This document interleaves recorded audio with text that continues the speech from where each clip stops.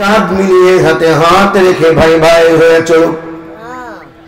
একজন মুসলমান আরেকজন মুসলমানকে যখন সালাম দেয় শয়তানের গায়ে আগুন লেগে যায়। এক মুসলমান আর এক মুসলমানের হাতে হাত রেখে যখন মুসাফাহা করে শয়তান রাগে দুঃখে উত্তেজিত হয়ে যায়। এক মুসলমান আর এক মুসলমানের সাথে মুআনাকা ঘাড়ে ঘাড় মিলায়, কাঁধে কাঁধ মিলায়। এই অবস্থা শয়তান বরদাস্ত করতে পারে না। শয়তান 24 ঘন্টায় একই চেষ্টা করতে থাকে কি করে আল্লাহর বান্দাদেরকে ছিন্ন ভিন্ন করা যায়, আল্লাহর বান্দাদের ভিতরে মতবিরোধ কি করে তৈরি করা যায়, আল্লাহর বান্দাদেরকে এক কাতার থেকে সরাইয়ে বিভিন্ন চিন্তা, বিভিন্ন মত, বিভিন্ন দর্শন, বিভিন্ন ভাবে এদেরকে বিভক্ত করা যায়। শয়তান চায় বান্দাদেরকে বিভক্ত করতে, আল্লাহ রাব্বুল আলামিন চায় বান্দাদেরকে ঐক্যবদ্ধ রাখতে। সুবহানাল্লাহ। আমার আল্লাহ রাব্বুল আলামিন বলেন ওয়াতাসিমু বিহাবলিল্লাহি জামিআন ওয়া লা তাফাররাকু। আল্লাহু আকবার। আল্লাহ বলেন আমার বান্দারা ওয়াতাসিমু বিহাবলিল্লাহি জামিআন, সকলে মিলে আমার এই দ্বীন, আমার এই ইসলাম, আমার এই কোরআনকে মজবুত করে ধরো ঐক্যবদ্ধভাবে। ওয়ালা তাফাররাকু, এক্ষেত্রে কোনো দলাদলি করা চলবে না, ভিন্ন মত পোষণ করা যাবে না। ঐক্যবদ্ধভাবে আমার দ্বীনের রশি মজবুত করে ধারণ করতে হবে। আমার কলিজার ভাইয়ের, এই ঐক্যবদ্ধভাবে মুসলমানরা যখন জিন্দেগি যাপন করে শয়তান কিছুতেই এটা বরদাস্ত করতে পারে না। শয়তান তখন মুসলমানদের ঘরের ভেতরে ঢোকে, মুসলমানদের দিলের ভেতরে ঢোকে, মুসলমানদের এক মুসলমান সম্পর্কে আরেক মুসলমানের ভেতরে কুধারণা সৃষ্টি করে দেয়। এক মুসলমানের বিরুদ্ধে আরেক মুসলমানের অন্তরে সন্দেহ সংশয় সৃষ্টি করে দেয়। এক মুসলমান আরেক মুসলমানের দোষ খুঁজে বেড়ায়। এক মুসলমান আরেক মুসলমানকে হেয় প্রতিপন্ন করার চেষ্টা করে। এক মুসলমান আরেক মুসলমানের মান সম্মান ইজ্জত আবরু নিয়ে টানাটানি করে। একজন আরেকজনকে অপমানিত করতে চায়, লাঞ্ছিত করতে চায়, নিপীড়ন করতে চায়, নিগৃহীত নিষ্পেষিত করতে চায়। আর এই সমস্ত গুণ যখন মুসলমানদের ভিতরে ব্যাপকভাবে বিস্তার লাভ করে শয়তান তখন নিজেকে কামিয়াব মনে করে, নিজেকে সাকসেস মনে করে। আল্লাহ রাব্বুল আলামিন বলেন ওই অবস্থায় যখন তোমরা চলে যাবা, আল্লাহ উদাহরণ দিয়েছেন ওই অবস্থার মধ্যে যারা চলে গেছে তারা যেন অগ্নিকুণ্ডের কিনারে দাঁড়িয়ে আছে। আল্লাহ অন্যত্র বলেন ওয়া কুনতুম আলা শাফা হুফরাতিন মিনান নার ফাআনকাযাকুম মিনহা। ও মুসলমান, আমি আল্লাহর নিয়ামতের কথা তোমরা স্মরণ করো। ওয়াজকুরু নি'মাতাল্লাহি আলাইকুম ইয কুনতুম আ'দা, যখন তোমরা পরস্পরের শত্রু ছিলে, যেমন এখন আমরা বাংলাদেশিরা আছি। কি শত্রু না আমরা? আওয়ামী লীগ বিএনপি দেখতে পারে না, বিএনপি আওয়ামী লীগ দেখতে পারে না, জাতীয় পার্টি আরেকজন দেখতে পারে না, এক নেতার চেয়ারম্যান হলে আরেক নেতা কুবাই মেরে ফেলায়। চলছে কিনা? চলছে। একই মঞ্চে ওয়াজের মঞ্চে এক হুজুর আর এক হুজুরের গালিগালাজ, এক ইমাম আর এক ইমামের পক্ষে নাই, ঠিক কিনা? এক হুজুর ইসলামিক দল আর এক ইসলামিক দলের কাফের বলে। শাফা হুফরাতিন মিনান নার, অগ্নিকুণ্ডের কিনারে আমরা দাঁড়িয়ে আছি, যে কোনো সময় আগুনের গর্তে পড়ে যেতে পারি। আল্লাহ বলে কুনতুম আলা শাফা হুফরাতিন মিনান নার, তোমরা তো ছিলে একটি অগ্নিকুণ্ডের কিনারে দাঁড়ানো। ফাআনকাযাকুম মিনহা, সেখান থেকে আল্লাহ রাব্বুল আলামিন তোমাদেরকে রক্ষা করেছেন, তোমাদের মধ্যে ভ্রাতৃত্বের বন্ধন সৃষ্টি করে দিয়েছেন। তোমরা আরবের এক দেশ আরেক দেশকে সহ্য করতে পারতে না, এক গোত্র আরেক গোত্রের সহ্য করতে পারতে না।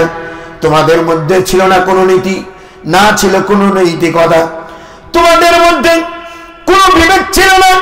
তোমরা ছিলে খুনি, তোমরা ছিলে সন্ত্রাসী, তোমরা ছিলে ডাকাত, তোমরা ছিলে ধর্ষক, তোমরা ছিলে চোর, বাটপার, মিথ্যাবাদী। এমন একটি বর্বর অসভ্য জাতিকে বিশ্বের ইতিহাসে বলা হয় আইয়ামে জাহিলিয়াত। এরকম একটা জাতিকে আমি আল্লাহ রাব্বুল আলামিন আমার রহমতের ডোরে সকলকে বেঁধে দিলাম, আমার রহমতের চাদরে বেঁধে নিয়ে আমার নিয়ামত দ্বারা ভরপুর করে দিলাম। সবচেয়ে বড় নিয়ামত তোমাদের জন্য যেটা আমি দান করলাম সেটা হচ্ছে বিশ্ব নবী মুহাম্মাদুর রাসূলুল্লাহ সাল্লাল্লাহু আলাইহি ওয়াসাল্লাম। আল্লাহ বলেন ওয়া আতমামতু আলাইকুম নিয়ামতি। আল্লাহু আকবার।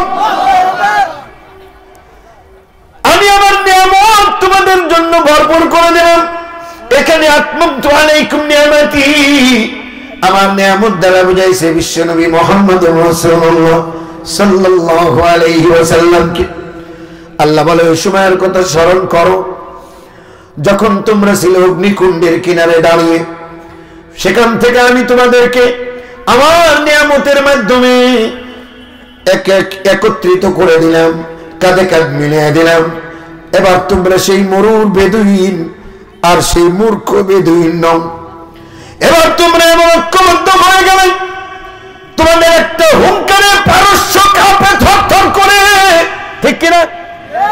তোমাদের একটা হুঙ্কারে গোটা বিশ্ব থরথর করে কাঁপে। এই মর্যাদা আমি তোমাদেরকে দিয়েছি ঐক্যের মাধ্যমে, ঐক্যের বিনিময়ে। আজও গোটা বিশ্বে যত মুসলমান আমরা আছি, সকল মুসলমান যদি ঐক্যবদ্ধ হয়ে যেতে পারি, এই বিশ্বের বুকে আবার যদি আল্লাহর নামের তাকবীর, আল্লাহর আকাশ বাতাস মুখরিত করে দিতে পারি, দলমত নির্বিশেষে ইসলামের ক্ষেত্রে সকলে যদি ঐক্যবদ্ধ হতে পারি, তাহলে আমাদের আল্লাহ রাব্বুল আলামিন আবার এই বিশ্বের দায়িত্ব আল্লাহ আমাদের হাতেই দিয়ে দেবে।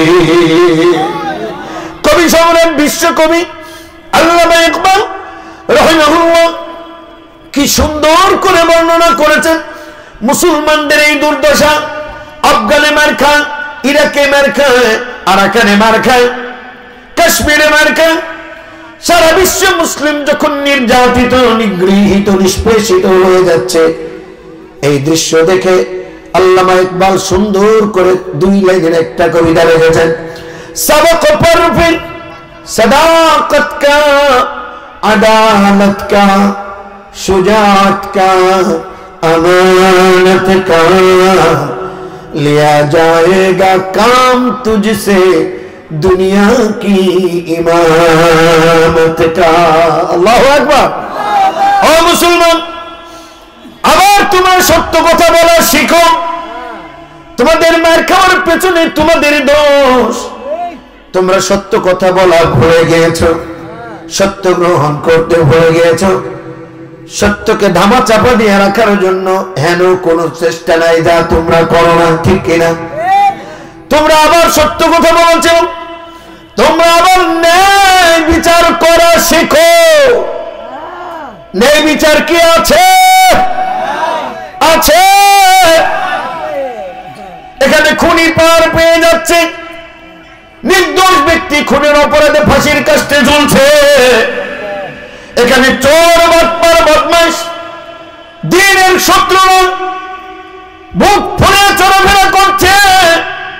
আর যে দ্বীনের দায়ী, কোরআনের পাখি, যাবজ্জীবন বন্দী আছে। বলেন ঠিক কিনা? এই জন্য কবি সম্রাট বলেন সবক পর ফির সাদাকত কা। আবার তোমরা সত্য কথা বলা শিখো। আদালত কা, ন্যায় বিচার আবার তোমরা চালু করে দাও। সুজাত কা, বাহাদুরি। তোমরা কাপুরুষের যত্ন, তোমরা বেঈমানের যত্ন। তোমাদের মাথা আল্লাহ ছাড়া কারো সামনে নত হতে পারে? বাহাদুরির সবক, দলিলের সবক, সুজাতের সবক তোমরা আবার পড়ো। আমানত কা, আমানতে, আমানত দ্বারা বড় হয়ে যাও। আল্লাহ রাব্বুল আলামিন এই পৃথিবীতে যত আমানত আমাদের দিয়েছেন সবচেয়ে বড় আমানত হচ্ছে আল্লাহর কোরআন। ঠিক না? এই আমানতের হেফাজত করতে হবে। এটাকে ভুলুণ্ঠিত হতে দেওয়া যাবে না। এটাকে শুধু তাবিজ বানিয়ে গলে রাখার জন্য আসে নাই। এটা এসেছে, এটা যেখানে যাবে এটাই হবে সেই দেশের সংবিধান। এটা হচ্ছে আমাদের জন্য জীবন ব্যবস্থা, এটি হচ্ছে আমাদের জন্য নিজামে হায়াত, এটি হচ্ছে আমাদের জন্য কোড অফ লাইফ। আপনার জীবনে সকল ক্ষেত্রে প্রতি মুহূর্তে ঘুম থেকে উঠেছেন, আবার ঘুমাতে যাবে, এই সময়টা আপনি যাই করেন আর না করে একটা সেকেন্ড এমন নেই যেই কাজটা কিভাবে করলে সুন্দর হবে এই দিক নির্দেশনা আল্লাহর কোরআনে নেই। জোরে কোন সুবহানাল্লাহ। আল্লাহ রাব্বুল আলামিন বলেন তিবিয়ানাল লিকুল্লি শাই, সব কিছু খুলে খুলে বর্ণনা করেছি মুসলমানরা। আর সেই মুসলমান শতদাবি ভক্ত আজকে আমাকে যদি ধরে নিয়ে যায়, পাশের ইমাম সাহেব কিচ্ছু বলবে না, বরং মনে মনে খুশি হবে, মনে মনে খুশি হবে যে দেখ এখন একটু আমি একা একা মিলাদ বেশি করে খাইতে পারবো। একটার ভিতরে নিয়ে গেছে, আওয়ামী লীগের একটা লোকের ধরে নিয়ে যাক, বিএনপি বুগল চাপড়াবে। কথা ঠিক কিনা? বিএনপির একটা লোককে জেলে পড়তে পারলে আওয়ামী লীগ খুব খুশি যে এতদিনই একটা দেশপ্রেমের কাম হইল। প্রত্যেকেই যদি মারামারি করতে থাকে, এখন যদি কেউ আমার দেশ দখল করে নেয় কোনো অসুবিধা নাই, কারণ ওরা কিলাকিলিতেই মত্ত আছে। আর মোল্লা গোলাগায় দিছে টুপি নিয়ে আর দাড়ি নিয়ে চালা জুব্বা নিয়ে চলছে, বছরের পর বছর, দিনের পর দিন, যুগের পর যুগ, হাজার হাজার কিতাব লেখা হয়ে গেছে। দাড়ি কয় মুঠ, কয় ইঞ্চি, ফিতা নিয়ে মাইপা মাইপা ফতোয়া দেওয়া শুরু হয়ে গেছে। ঠিক না? ওযু করতে গেলে কতটুকু ভিজবো, কোন পর্যন্ত ভিজলে জায়েজ আছে, কোন পর্যন্ত না ভিজলে ওযুই হবে না, তিনজনে কয় হবে, দুইজনে কয় হবে না, ইত্যাদি নিয়ে হাজার হাজার কিতাব আছে। এখনো হাজার হাজার লেখা চলছে, কিয়ামত পর্যন্ত আরো লেখা হবে। ঠিক না? কিন্তু ইসলামী দর্শন, ইসলামী রাজনীতি, ওয়াসসামা'i যাতিল বুরুজ, ওয়াসসামা'i যাতিল বুরুজ, ওয়া ইলাল জিবালি কাইফা খুলিকাত, ওয়া ইলাল ইবলি কাইফা খুলিকাত, ওয়া ইলাল জিবালি কাইফা নুসিবাত, ওয়া ইলাল আরদি কাইফা সুতিহাত। এই সমস্ত বৈজ্ঞানিক কথাবার্তা, আকাশ কিভাবে স্থাপন করলেন, জমিনকে কিভাবে বিস্তীর্ণ বিছিয়ে দিলেন, উটটাকে কিভাবে তৈরি করলেন, পাহাড়গুলো কিভাবে সংস্থাপন করলেন, এই সমস্ত বৈজ্ঞানিক কথাবার্তা, ভূবিদ্যা, ভ্রমণবিদ্যা, এমব্রিওলজি, এগুলো যত আছে এই সব নিয়ে মোল্লাদের কোনো মাথা ঘামানি আছে? মোল্লারা খালি পড়তেছে মারাজাল বাহরাইনি ইয়ালতাকিয়ান বাইনাহুমা বারযাখুন লা ইয়াবগিয়ান ফাবিআইয়ি আলাই রাব্বিকুমা তুকাজ্জিবান। দুইটি সমুদ্রের মাঝখানে এমন একটা পজিশন আছে, এক সমুদ্রের পানি আরেক সমুদ্রের পানির সাথে মিলতে পারে না। এক সমুদ্রের পানি কালো, আরেক সমুদ্রের পানি নীল, কিন্তু দুইটা কখনো বাইনাহুমা বারযাখ, there is a barrier between them. ওই দুইটার মাঝখানে এমন একটা গায়েবী পর্দা আছে, যেই পর্দা কেউ দেখতে পারে না, কিন্তু দুই সমুদ্রের পানি কখনো মিশতে পারে না। এটা পরে আর মোল্লারা সুমা খায়, কিন্তু ইহুদিরা, ওই খ্রিস্টানরা আপনার চেয়ে বেশি বিশ্বাস করে যে এই কোরআনের মধ্যে মানুষের বানানো একটা কথাও নাই, সব আল্লাহ। সুবহানাল্লাহ বলেন। কিন্তু ওরা একঘেয়েমির কারণে এটাকে মানে না, কিন্তু জানে এর মধ্যে যা আছে প্রত্যেকটা কথাই সত্য কথা। এরপরে আল্লাহ বলে ইয়াখরুজু মিনহুমাল লুলু ওয়াল মারজান, ওই দুই সমুদ্রের সংযোগস্থল যেখানে, ওইখানে তোমরা পাবা লুলু, মারজান, দামি দামি হীরা, মণি, মাণিক্য, মুক্তা, সব কিছু ওখানে তোমরা পাবা। আমরা পড়ি আর খালি সুমা খাই, এক করে 10 টাকা করে নেকি নিয়ে বুঝা বানতে আসি।